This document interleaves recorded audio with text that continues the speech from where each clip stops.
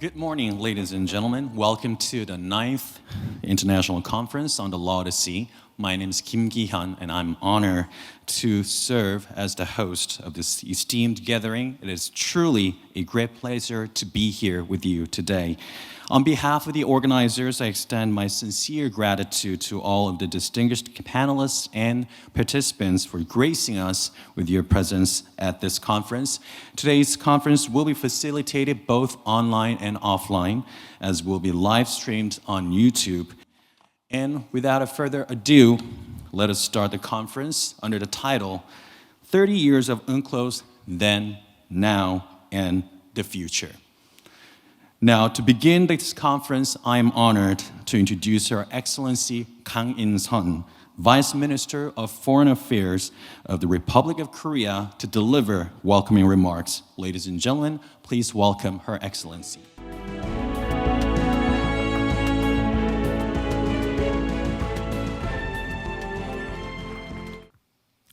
His Excellency Thomas Haida, President of the International Tribunal for the Law of the Sea, Professor Kim Min-seo, President of the Korean Society of International Law, distinguished members of the Tribunal, Excellencies, distinguished guests, ladies and gentlemen, it is a great pleasure to welcome you all to the 9th International Conference on the Law of the Sea. We are pleased to host this significant event in collaboration with the International Tribunal for the Law of the Sea and the Korean Society of the International Law. This conference has been an influential forum where experts from home and abroad, including the members of the tribunal, exchange ideas and insights on the most pressing issues of the law of the sea, promoting a shared understanding of the new developments in the field. This year marks the 30th anniversary of the entry into force of the United Nations Convention on the Law of the Sea. The theme of the conference, which reflects on the past, present, and future of the UNCLOS, seems timely and relevant. As a constitution of the ocean, the Convention has laid the legal foundations for maintaining peace and stability in the ocean. In our discussions today, I hope we can focus on how UNCLOS can continue to serve as a living instrument, enabling the international community to effectively respond to the new emerging challenges. This convention, as stated in its preamble, seeks to establish a legal order which will promote the peaceful use of the seas and oceans, the equitable and efficient utilization of their resources, and protection and preservation of marine environment. The convention set up ICLS as one of the most important pillars reinforcing the rule of law framework in the ocean. It also created International Seabed Authority and the Commission on the Limits of the Continental Shelf for the effective implementation of the relevant rules on the common heritage of mankind.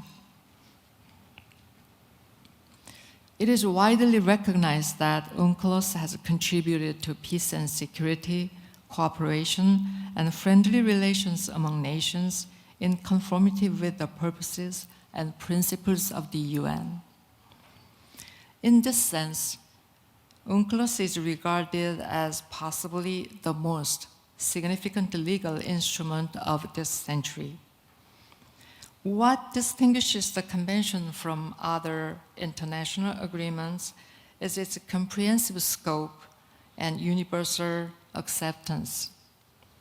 UNCLOS covers a broad spectrum of issues concerning the legal regime of maritime spaces and is widely regarded as reflecting customary international law, even by states that are not parties to it. Today, the Convention faces urgent and serious global challenges along which climate change and marine biodiversity are the most striking. The international community's approach to these complex challenges within the framework of UNCLOS highlights its resilience and enduring relevance. In May 2024, ICLS issued its advisory opinion on climate change. This was a landmark ruling in the history of international judicial bodies. While climate change is not directly mentioned in UNCLOS, the tribunal has affirmed that UNCLOS remains relevant to this new global challenge facing humanity. Notably, this advisory opinion clarifies that greenhouse gas emissions are encompassed in the definition of pollution of the marine environment under Article 1, Paragraph 4 of the Convention. An unprecedented number of states, parties, international organizations, and other stakeholders actively participated in the written and oral proceedings for this advisory opinion. Korea also presented both written and oral statements to engage in this critical discussion on the application of Convention to climate change. Indeed, our government is fully committed to achieving the global goal of carbon neutrality through close cooperation with the international community. As we stressed at the World Leaders Climate Action Summit last week in Baku, the Republic of Korea will continue to support developing countries in our collective response to the climate crisis. Another major issue in the law of the sea is the conservation and sustainable use of marine biological diversity of areas beyond national jurisdiction. The new BBNJ agreement is the first global multilateral treaty to protect the environment and marine biodiversity in the high seas, covering nearly 2/3 of the ocean's surface. It was the result of extensive negotiations, cooperation, and coordination among the participating nations. Korea signed the agreement in October 2023 as the 83rd state and is currently undergoing domestic procedures for ratification. We anticipate that this agreement will serve as a renewed safeguard for marine biodiversity in the high seas in the coming years. Distinguished guests, as President Yoon Suk-yeol pointed out during his state visit to Singapore last month, tension and conflicts predominantly arise from the maritime domain in the Indo-Pacific region. Indeed, it is the case in many parts of the world.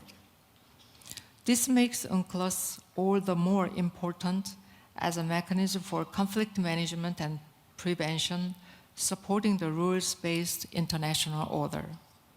As one of the greatest beneficiaries of this order, Korea will continue to work with our partners to strengthen the UNCLOS regime and its adaptability to the changing environment in this global multifaceted crisis. We also wish to continue our engagement with ICLOS to raise awareness of the importance of the law of the sea and to promote knowledge and capacity building on UNCLOS through annual workshops for legal advisors in Hamburg. Distinguished guests, I am certain that insightful presentation and dynamic discussions during this year's conference will further enhance our common understanding on critical issues for the future of the law of the sea. Thank you for your attention. Thank you very much, Vice Minister, for your enlightening remarks.